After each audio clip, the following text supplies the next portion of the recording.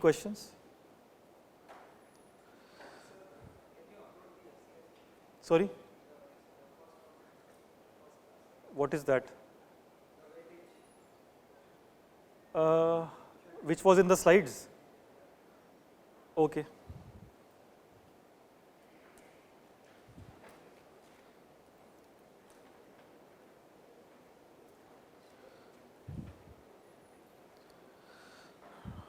Okay, so we start with contradiction.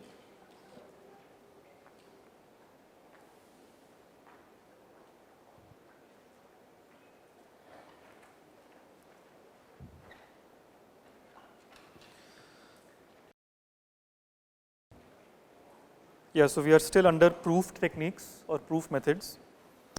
And we are obviously the classification is very broad, right? We cannot go into all kinds of proofs because that essentially will be like going over everything in math. So these paradigms are very broadly defined, but still hopefully you will get the idea. In fact, you already have the idea because you have seen many of these proofs before, but we are just trying to formalize here. So yeah, one example you saw last class is this infinite primes are infinitely many.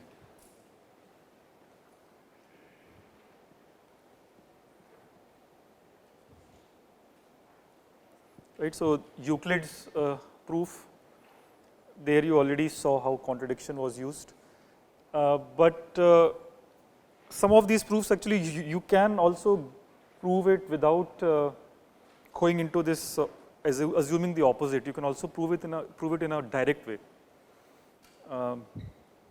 In fact, it's a good exercise to revisit that Euclid proof we did without assuming the opposite. Okay, you kind of prove it in an algorithmic fashion that if I reach primes till n, then how do I get to the next prime? You can also see it directly.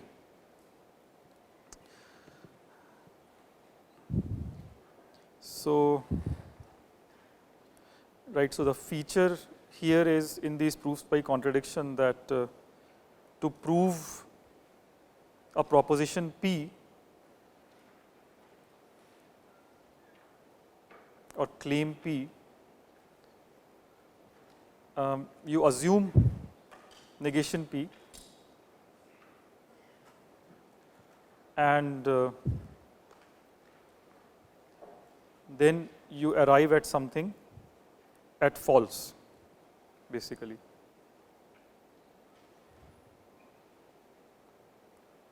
Okay, so symbolically, that's the definition, that you assuming negation P, if you reach false, then this is basically saying that P has to be true, right? So that's the way contradiction proof works. So this implies that P is true. Is that clear? So this thing in the square bracket is the work that you have to do, and that is what you call proof by contradiction, proving P. So let's take another example. So the claim is that square root 2 is irrational. Right? Which means that square root 2 cannot be written as a fraction, a upon b, where a and b are positive integers. How do you show this? How do you start? Yeah, so here actually it seems that there is no direct proof, because there is really no characterization of what numbers are irrational, right? The only way is that you try to express it as fraction and then something bad happens. So let's write square root 2's to be a by b. So that's the assumption. Assume a and b are natural numbers, in fact positive. And now what? How do you show a and b don't exist? Easiest is you square this. So a square is 2b square, and then so you write a square equal to 2b square, and then what?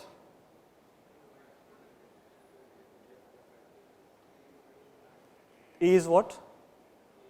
Then A has to be even, right? If A was odd, then there is no way that on one side you have no 2, but on the other side you have a 2, right? So you easily deduce that A is even.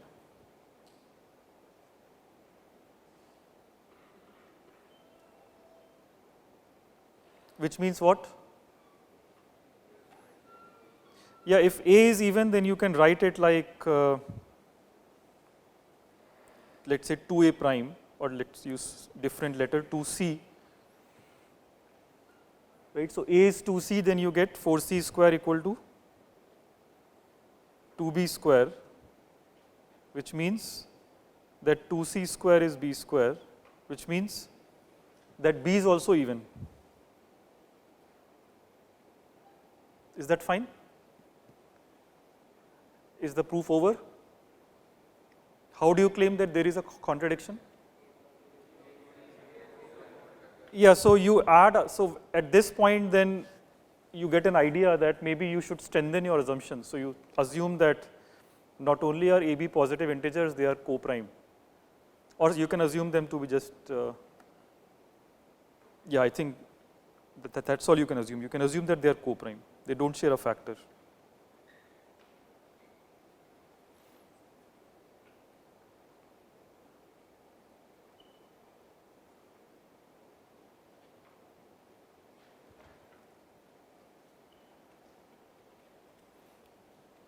Okay, so you add that in the assumption, which is fair because if they were not, then if they share a factor r, then what happens?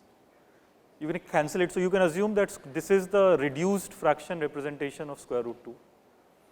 And in the reduced fraction, both A and B in particular cannot be even, right? So that's how you get the contradiction. This means that there is a contradiction, which means that AB don't exist.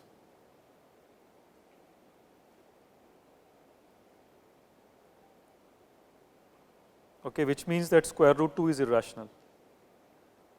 It's not in the set of rational numbers, so it's irrational. Is that clear? So this is a proof which is for a very simple statement, but it seems very hard to prove this directly. And yeah, obviously I chose this proof because it's very easy. I can change it slightly and then it will become quite hard for you to prove. And that you can try as a fun exercise. So as an exercise, now you show that pi is irrational. Now some people may think that you have always assumed pi to be 22 by 7, right? What is the problem in that? It is only a engineering approximation, right? It is just so that in the exams you can easily calculate by hand pi r square or 2 pi r. But the actual definition of pi, if you remember that, that is what you have to use, and you have to show that that cannot be written as a by b, irrespective of how big or small a and b are, right? And definitely not 22 and 7.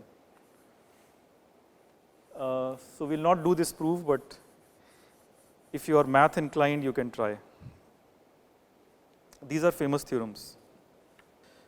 And we'll do one more very important theorem, which I alluded to before in the first class, that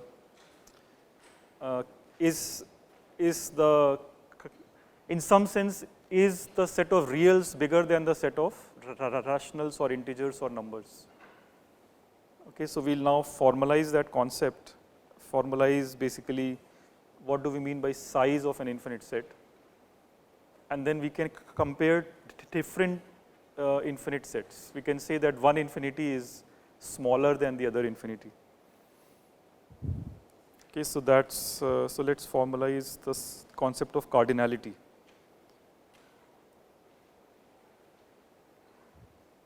And then we'll give a proof using this paradigm of contradiction, proof by contradiction.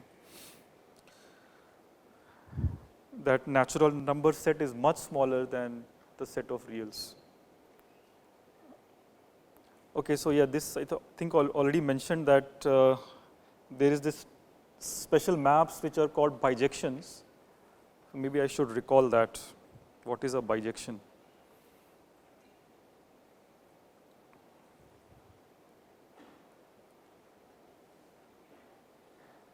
So a bijection from a set A to B. Okay, this is a function. Let's call this phi.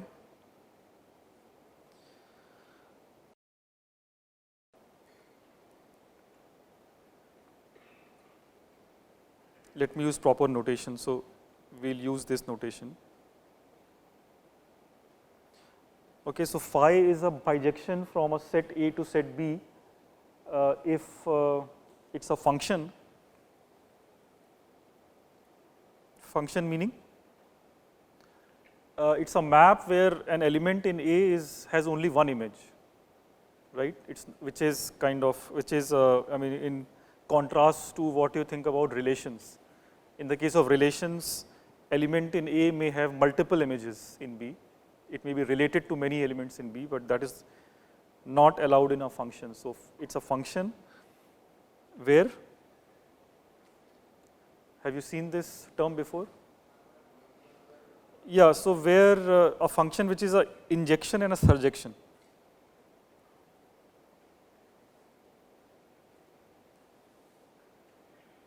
Injective and surjective. Sometimes these terms will appear, so I wanted to clear this off. So injection means that just like an element in A has a unique image, if you look at the image, it has a unique pre-image. Okay, so for every A, there is a B, and for this B, there is no other element A prime except A. Okay, so that's an injection. So this is also called one-to-one. That's a suggestive name. Right, every element in A is mapped to a unique element in B, but also that element in B has a unique pre-image. So this is not, for example, if you are confused about this, so this is not allowed, that two elements map to the same. Okay, that's not allowed. So any A will have a B, but then this B is only related to A. There is no other A prime. So that's an injection, and surjection is, what is that? That means that every thing in B is covered. Okay, so the image of phi is B, or yeah, image of phi is B, or we can also say phi of A is B.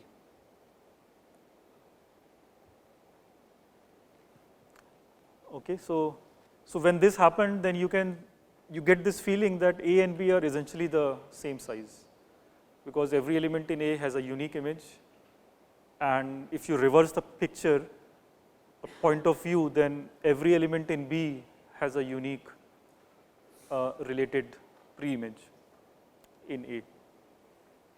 Right? So this is exactly what in a finite word equal size means. But the beauty of this more abstract definition is that now it doesn't care about A and B finite. You can talk about any sets, and now you can compare the size. Right? So that's the notion of cardinality. We say that the cardinality of A and B is the same if there is a bijection, otherwise not.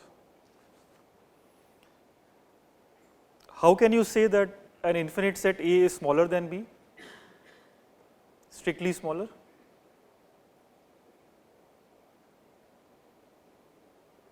Well, you show a bijection which is strictly inside B. right? If you set up, if you are able to define a map such that B has a subset B prime such that A and B prime are of the same size, then you can in a way say that B is bigger than A, right? And similarly, you can say B is smaller than A. If you can set up a bijection from B to a subset of A, let's say A prime.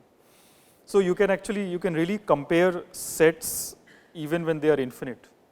So you can now create a hierarchy of infinities, right?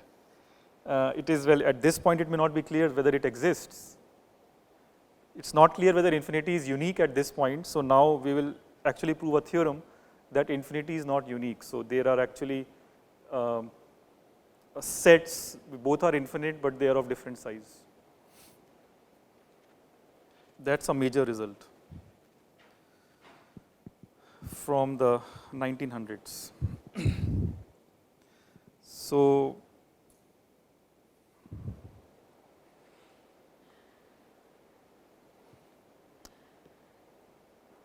yeah, so I think it suffices to say now that what cardinality means. So cardinality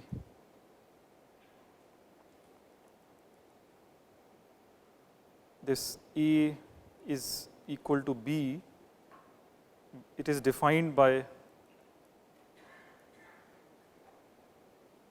if bijection phi from A to B exists.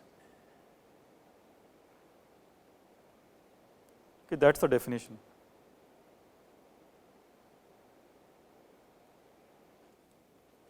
So the notation is the same, this bar A bar, but now what it means is, yeah, I don't want to go into what exactly this value is because the value is not of great interest, but the comparison is of interest. Okay, so A and B, these two sizes are the same, cardinalities are the same if there is a bijection, otherwise they are different. And when they are different, you can still make sense like I said before. So you can say A is less than B if there exists a subset B prime and bijection phi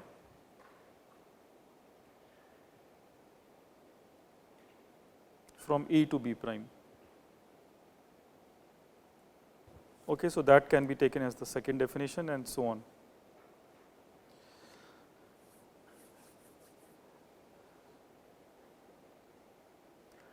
Okay, so that is fine, but all we have done is we have just given some definitions and notation. Interesting thing will be to actually prove a theorem.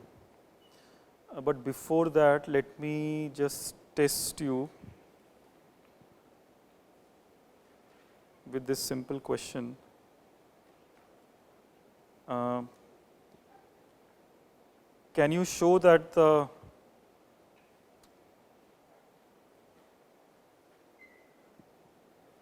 cardinality of natural numbers is the same as integers? Both are infinite, right? Natural means that you don't have negative, so you have non-negative 0, 1, 2 and so on, while Z means that you also have the negative, right? So visually it seems that the size has halved, right? On the picture, if you draw the number line, you have only picked the right half in N, and in Z you have picked both the halves. But the interesting thing is that you can show that actually their sizes are the same. What is the proof?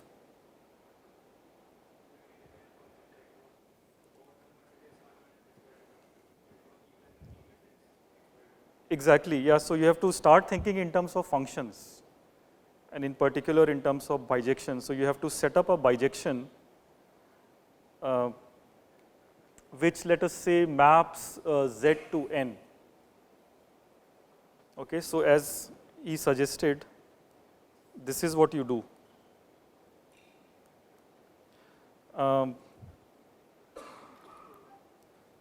So any number which is non-negative, that's case 1.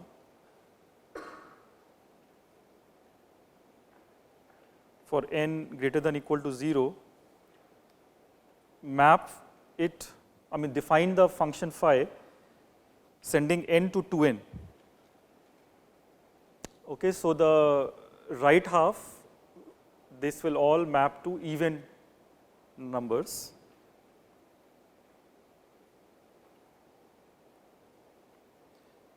And what do you do with the negative ones? How do you define phi? Yeah, so after even are gone, there are still odd numbers left, right?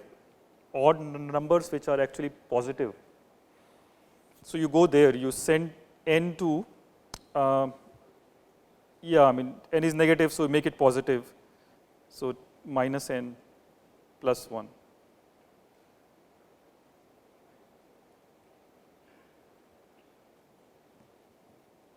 Okay.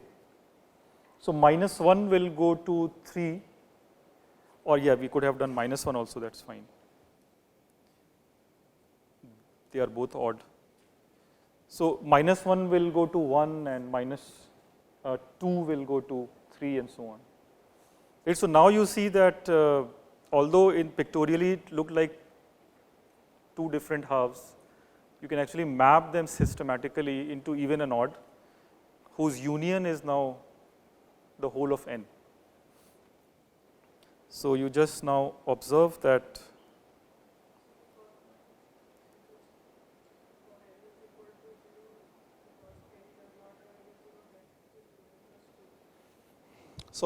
n equal to 0 maps to 0.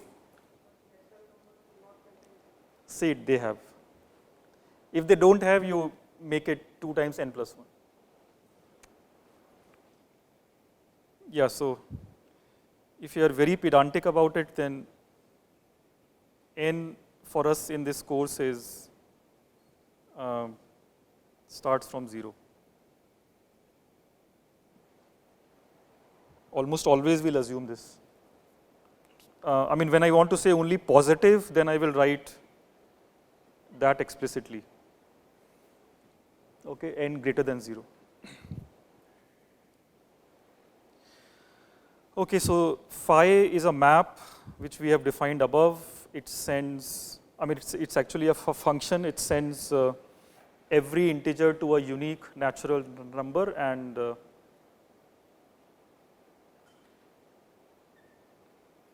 you can show that, okay, let's write that down. So you show these 3 things. It's a function. It is it's an injection, right? It is again easy to see from the definition that it's an injection. Moreover, it's a surjection. So which means that it's a bijection.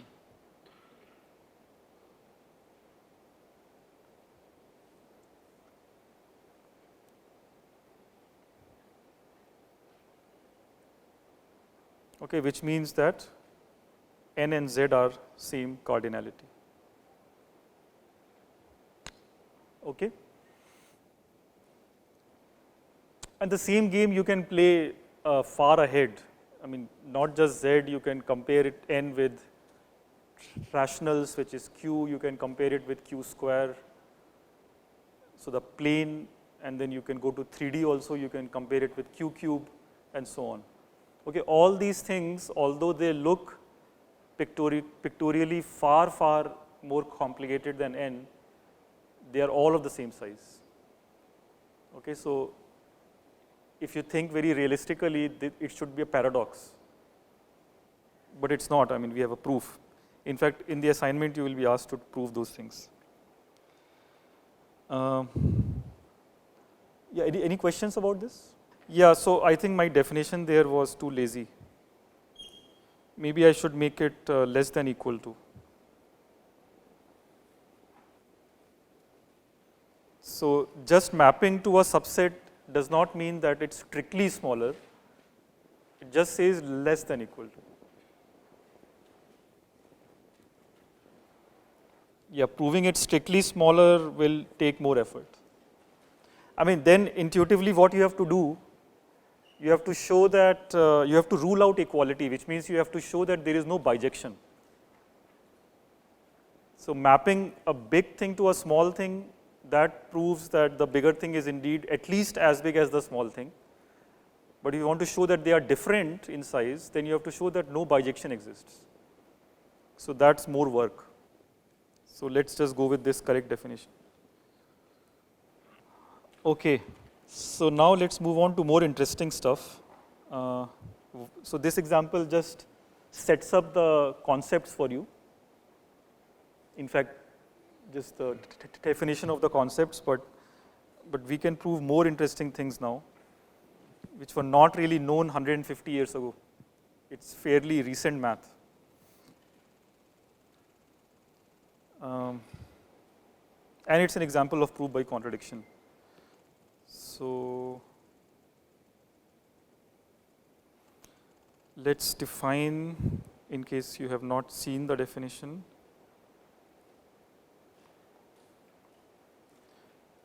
So for a, okay, maybe let me just first motivate this definition. So what we want to now do is, what about natural numbers and reals, right? So the question is whether n is equal to r in size, and to show that we will develop some math. So let's define first the set of subsets. So for set S, irrespective of where this came from, in any universe, if you have a set S, subsets you can collect and form another set, right?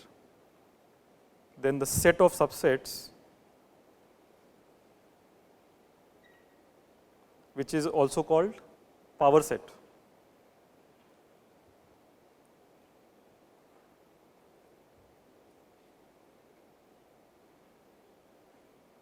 is denoted 2 raised to s, and its definition is all the subsets of T of S.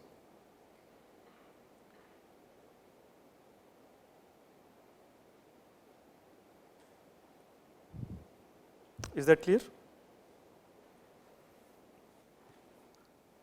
Okay, so for any set S, 2 raised to S will denote the power set. Does anybody know why we use this weird exponentiation notation? Sorry? Yeah, so okay, so yeah, simplest explanation is that if you think of only finite sets S, then the number of subsets is 2 raised to size of S. Right, so in that sense, intuitively, this notation seems correct. But still, I mean, now I'm using S not as a number, but S as a set. So why do I use 2 raised to the set S? Is there any other meaning of it?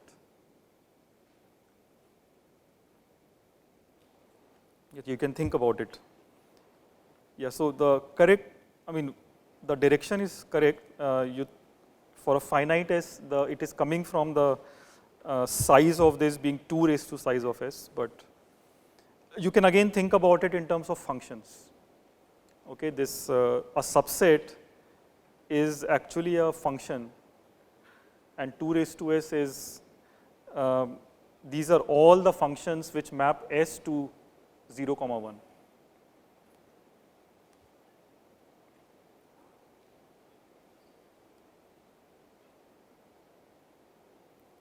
So compare it with functions f that map S to 0, 1.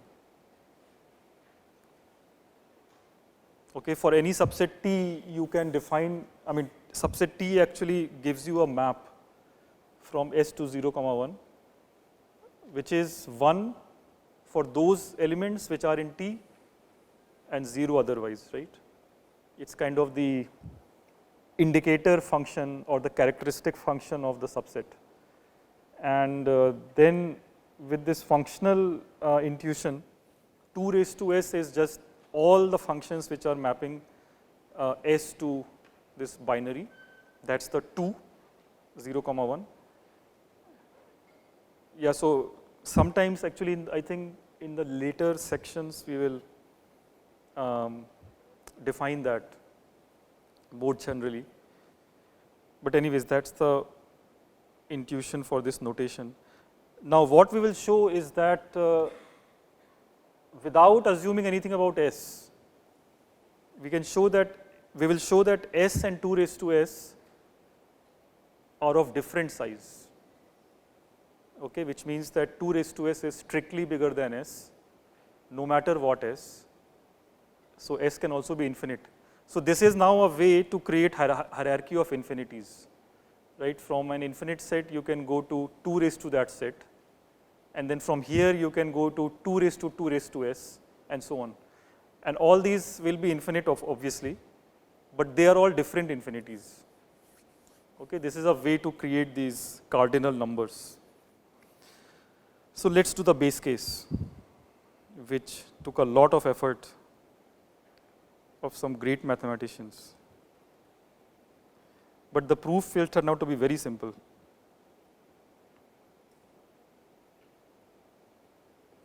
So this is from 1891. It's Cantor's proof.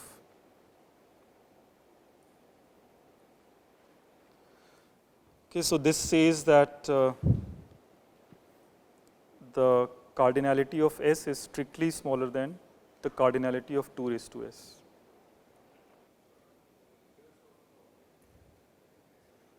Sorry? No, this here you think of S as an arbitrary set. I did not assume anything. This is for any S.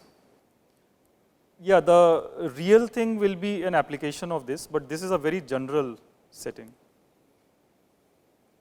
for set S. No assumptions on the set. So they can be a set of numbers, or they may be a set of cows or buffaloes or dogs or whatever. Or you can mix dogs and cows. And then you can look at 2 raised to S, and irrespective of how big the set was, these two things are always different in cardinality. Is the statement clear? Right, so it's simple enough.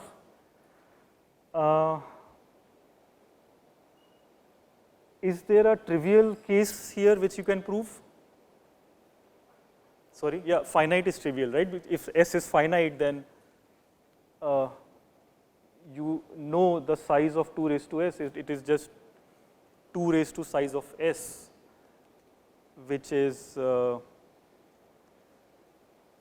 it's always bigger than the size of S as long as S was not empty. Actually, even then, sorry. Yeah, so even for empty set, it's bigger. You are comparing 0 with 1, right? And after that, it's just the gap only increases. So this is true for all finite sets, that's trivial. So that is actually not our interest here. Our interest is in what is happening with infinite sets. That needs a completely different mindset.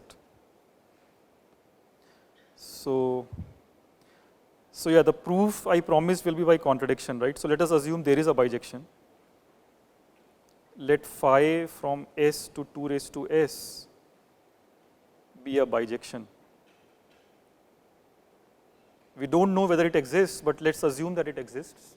If it doesn't exist, then the theorem is done, proof is done. So we are assuming that it does exist. And then what do? How do you get to a contradiction from here? Sorry? Right, but how? We know what we want to do, but what is the path? What are the details? Okay, so this you have not seen ever then. So we'll use a trick that is called proof by diagonalization or diagonalization argument.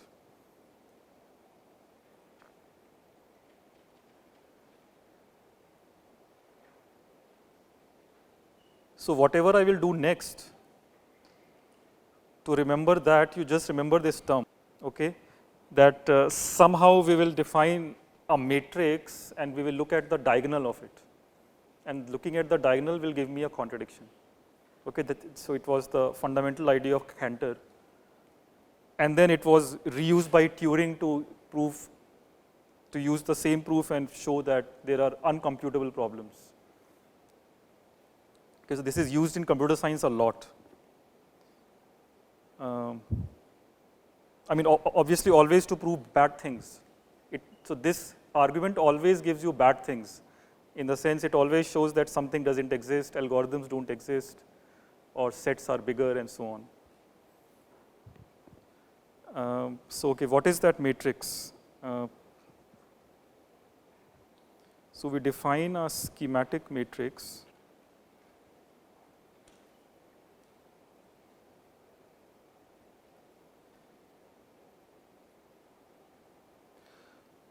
So what you have is just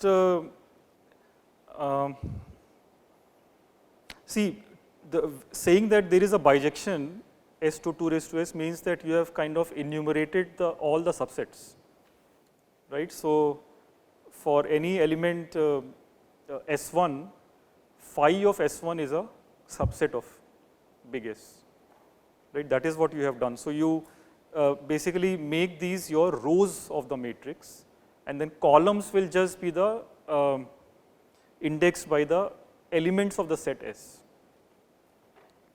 So it will look like this.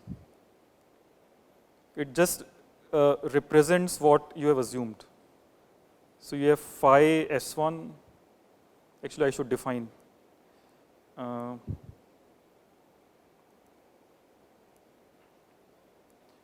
Define a schematic matrix for S. Yeah, I cannot do that. So I'll just use elements as small s. Okay, that is the only notation I can fix here. The set will be big S and the elements will be small s, and we are just think of the following matrix now.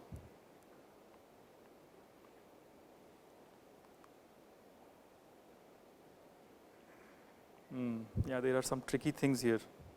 I don't want to write S1, because if you are clever, you will find a mistake. Let me just say that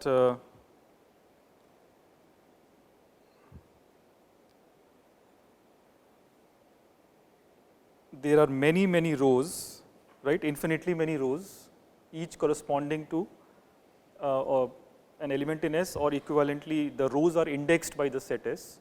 We say that. And the columns are indexed by the elements of S. Let's call that S prime. Okay, so there are as many rows as the size of S, as many columns as the size of S, and what the bijection has done is that it has set up a bijection between the rows and the columns. So you can now pick the image of phi of S, that's a subset, and just write down its characteristic polynomial or indicator vector. So you write here 1 and 0 and 1 and 0, 1, 1, and so on. Okay, what this means is that phi of S is the subset that has the first element but not the second element. It has the third element but not the fourth element.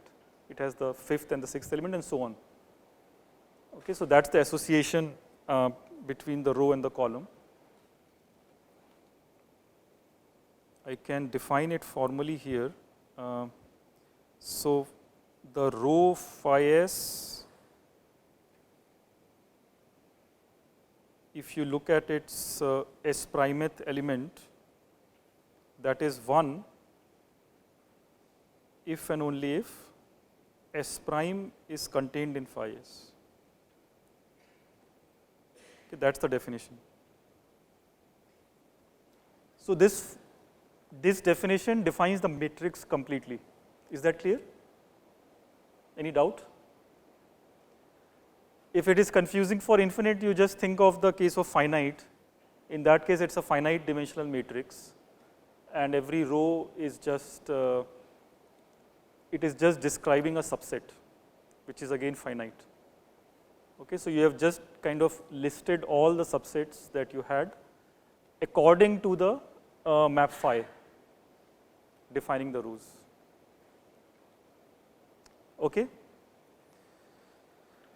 Yeah, so this is still what we had assumed. So we have not really done anything very brilliant, right? So at some point we have to do something brilliant. What is that?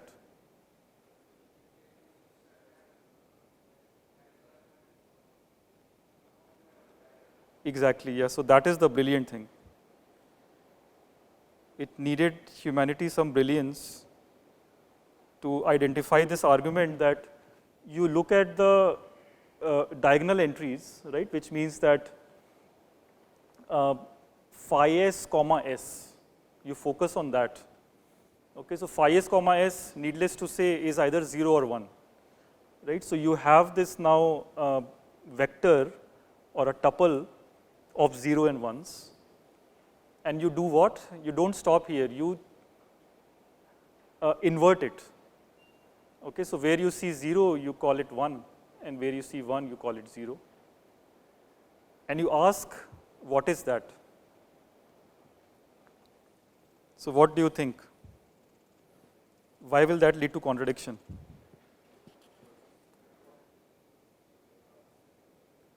Yeah, so again, first we can discuss it pictorially. So if you took all the diagonal elements and you inverted all of them, then now you go over the row indices phi s. None of these phi s can produce that subset, right? Because if suppose phi of S0 is equal to that subset, then when you look at phi S0 comma S0 entry, you will see that it's different from the vector at hand, correct? So which means that phi cannot be a surjection. Phi is actually missing this vector, right? And that is a contradiction to what you assumed about phi. Is that clear? So you will see this in various forms in various courses in computer science. It's a very classical technique. Yeah, it has to be repeated many times. It's quite complicated. So let me now write it down formally. So let's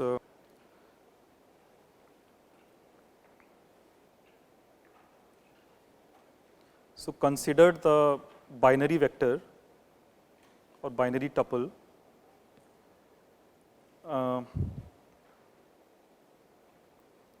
what do I call it? The diagonal. So that is the value you see at phi s comma s, this value for all s. Okay, so phi s comma s is the matrix entry, it's 0 or 1. So this is the diagonal tuple, you can call it, that you have identified in that picture. And next what you do is you define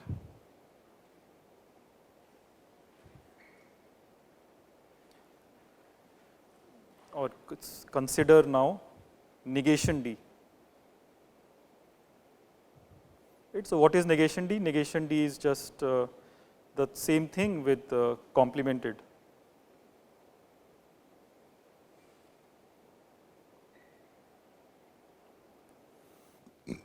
Okay, so every diagonal entry you negate it or you complement it. So 0 becomes, basically it's a NOT gate operator you are applying. So 0 becomes 1, 1 becomes 0. So you have again this binary tuple, negation D, that's the definition. and this corresponds to a set. Negation D defines a set, sorry, a subset T of S, right? Because I mean it basically tells you which entries are on, which are off. So the ones which are on, those elements small s or small t, you will put in the, you will collect and you will call that set big T, right? So obviously any binary tuple defines a subset, and you ask what's the pre-image of T?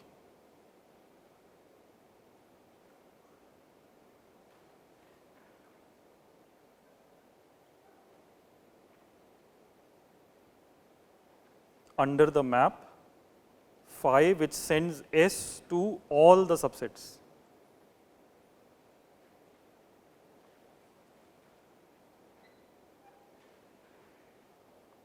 Right, so that is the question.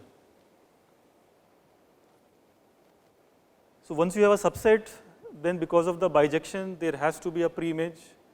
So there has to be some element, let's say S0, small s0 in big S.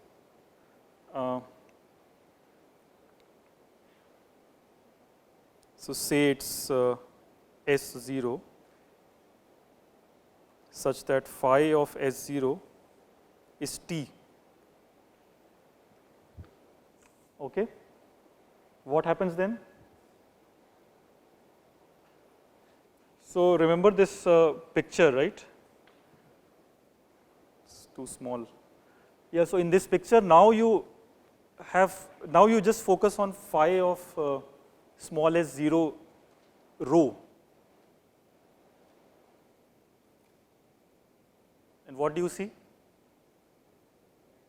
When you look at the s0th column entry in that row, it doesn't match, right? Because so that's a thing. That's the contradiction, which implies that I mean if phi s0 is equal to T, then phi s0 comma s0 entry in the matrix, this has to be the s0th coordinate of the tuple big T, which by definition is phi s0 comma s0 negated, right? So you are saying 0 is equal to 1 and 1 is equal to 0. So either 0 is equal to 1 or you are saying 1 equal to 0, which is the same thing. So in all cases you have a contradiction. Is that clear? So that is where the lightning will strike. So phi cannot be a bijection, yes. What was S prime? No, these are just dummy variables. Small s is an element in the set big S, and small s prime is also. It's only, yeah, you can think of it as a for loop, two for loops defining a matrix. So it's a big S cross big S matrix. It's an S cross S matrix. In fact, I can say more. Let me say that. It's a matrix in 0, 1, S cross S.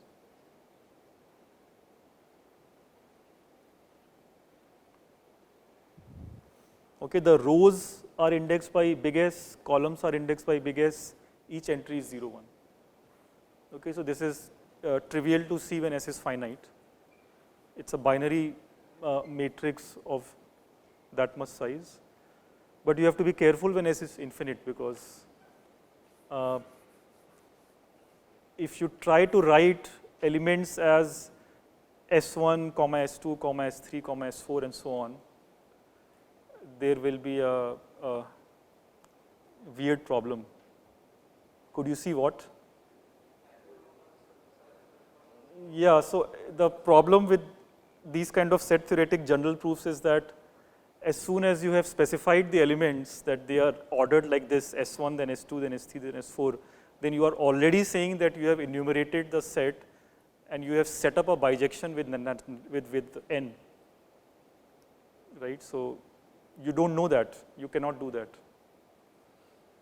So you will lose a lot of marks for that, but you will never realize why, right? Because you are so used to thinking of sets as having elements S1, S2, S3, that you never realize that that's impossible.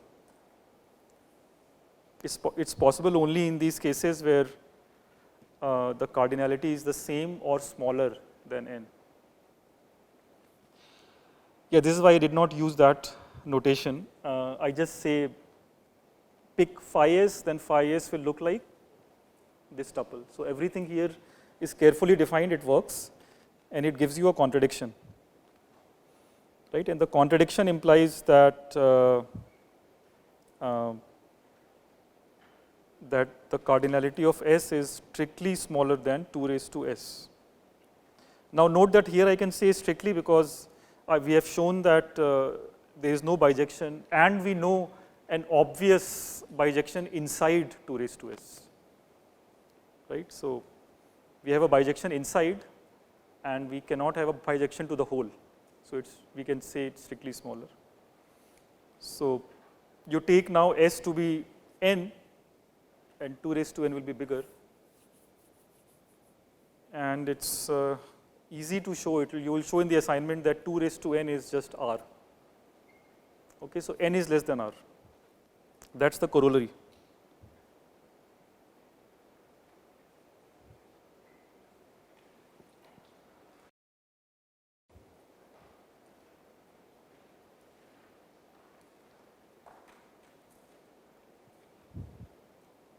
Okay, is that clear?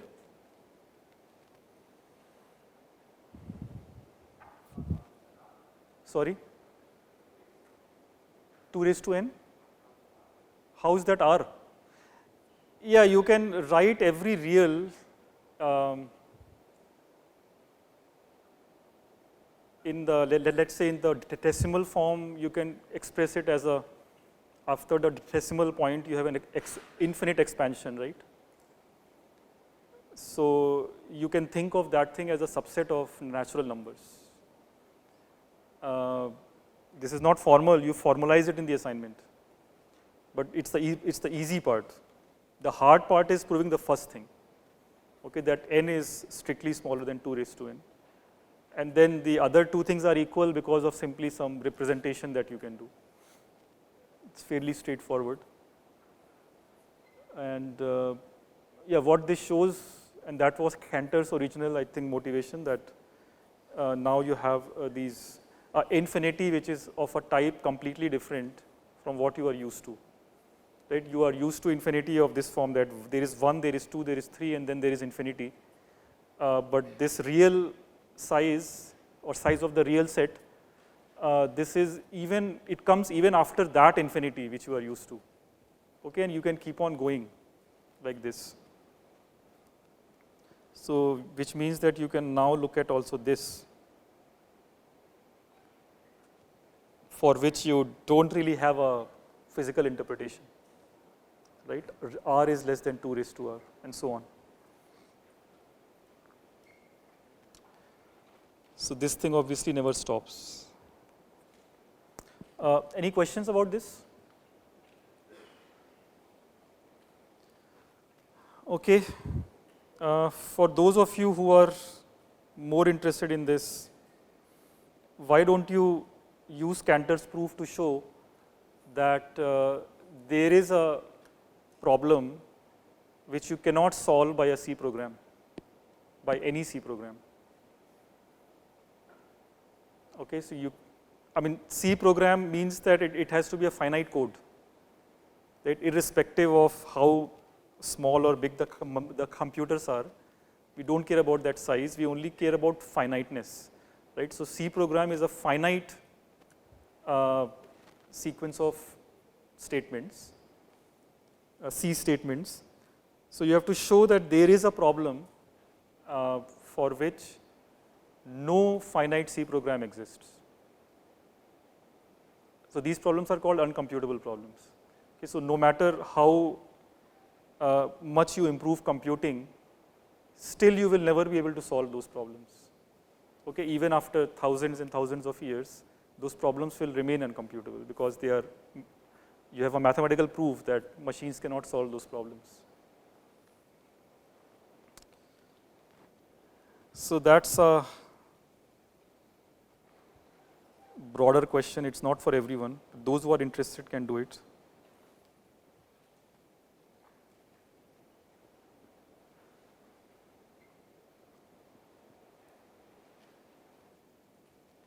That there exists a problem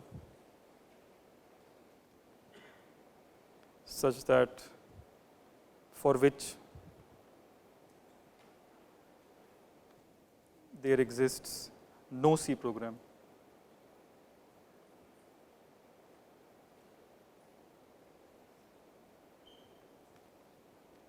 Right, and C program is kind of the thing which you can do at the maximum you can do. No matter what your computing device is, C program can solve everything. What you cannot solve by C program, you cannot solve by anything else. Right? There is no better programming device available right now. So note that here I am not talking about how big the C program is or how fast it runs, right? Or how much space it will need. So we are not talking about any efficiency. So even if you have a lot of resources, still you cannot solve.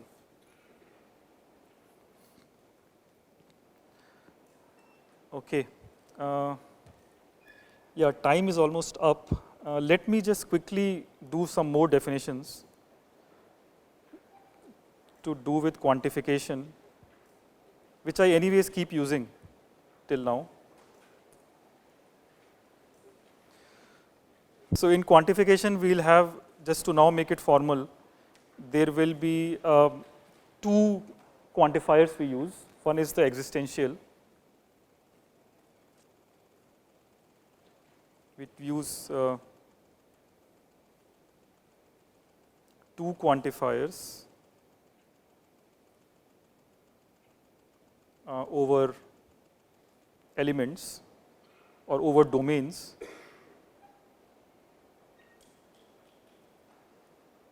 So first is the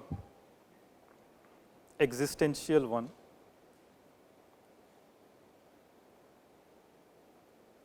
Okay, so existential one is the one we have been using, like there exists an X in a set S. Right? This is, it says, what it says that you have defined some set S and you are interested in finding an element X in that set such that something happens.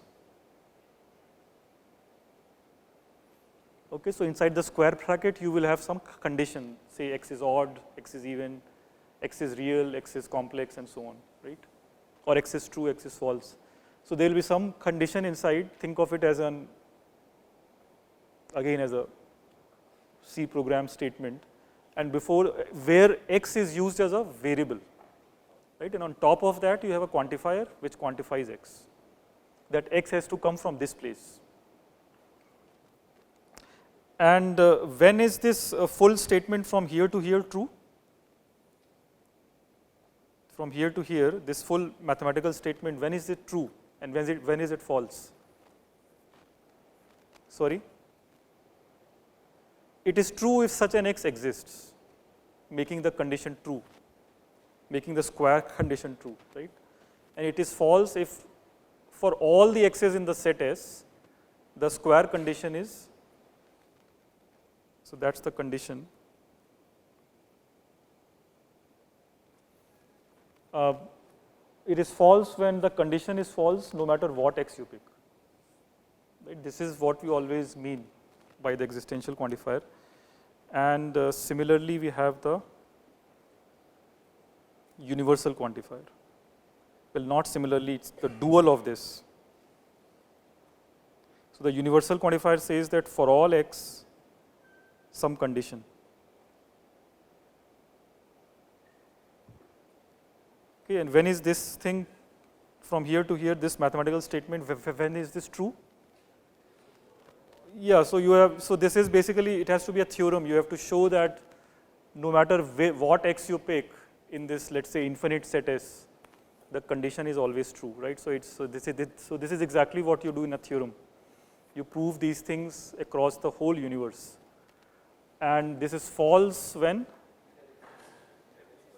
Yeah, so it is false when you can find a counter example, right? So proving it false, all you need is a counter example. You find an x0, which is in S, but the condition is false.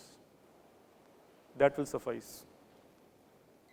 So basically, it's the issue of theorem versus counter example.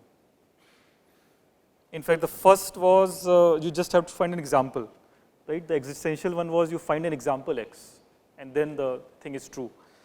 So we have discussed here example, theorem, and counter example.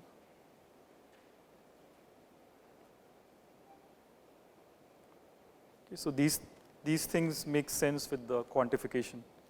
So you have to be careful about, and then you can also use quantifiers on top of other quantifiers. You can say there exists y, there exists x, or you can say there exists for all y, there exists x, right? So you can now have this ordered sequence of quantification, and these are what mathematical theorems are, right? You make many assumptions, and then you have many variables, and then you are making, after all the boundary conditions are set, then you make a statement in the theorem, right? So that the deep part is this square bracket condition. So yeah, we will use this without even mentioning in the course.